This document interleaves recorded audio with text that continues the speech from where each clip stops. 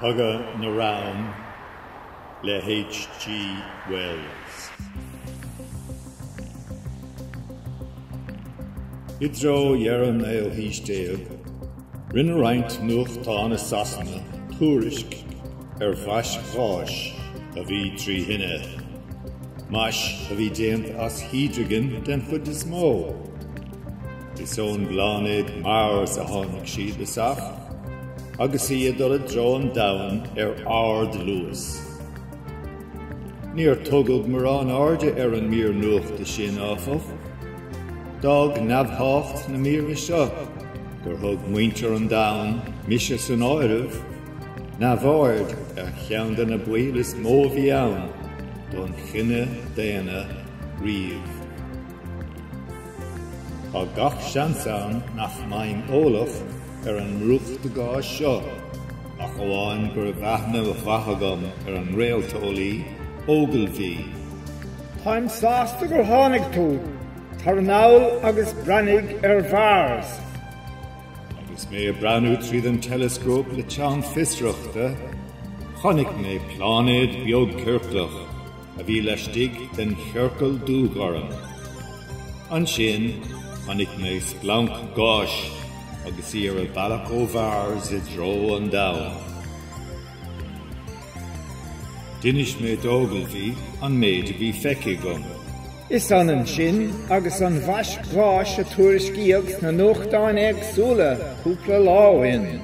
Céirde tá anna de thuairimse. Is dóilean gur dreigítí de hais éigen iad. Bhaing sé ag muíomh nach bhfuil seans faoin spéir go bhfuil níor bithar bhars atá ag scuile arm in ár dróna. An sin tháinig íhan a chéad réalta rath, chanach a siad dul sir ar luas lasrach, dag sí srutinid na díg, hard san atmosfér.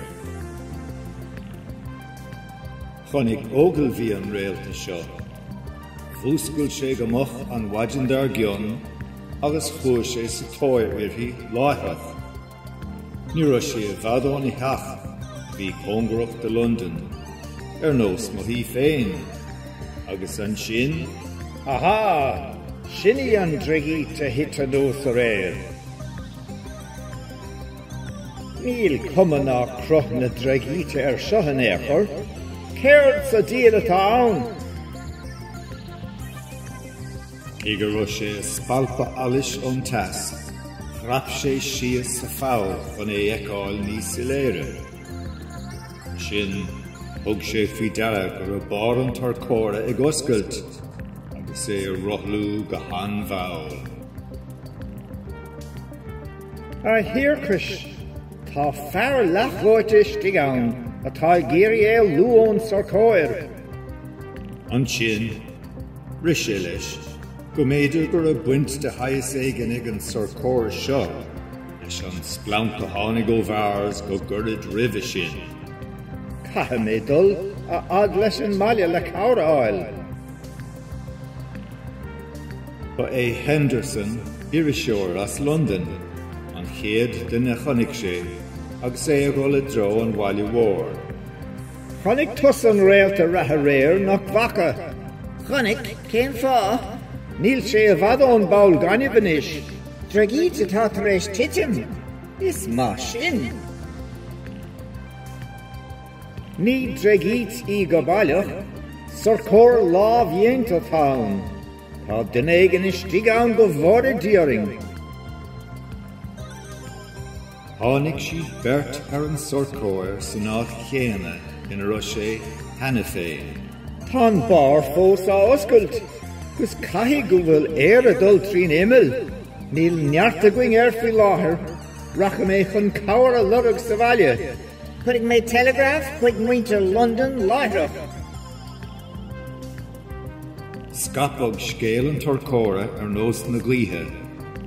Nuair a bhain mise an Paul ganibh amach an ihe sin, bhí idir 200 agus 300 duine ann, agus iad uile ag géirí an rair go bara áil ar an sorcóir ruan díomhar.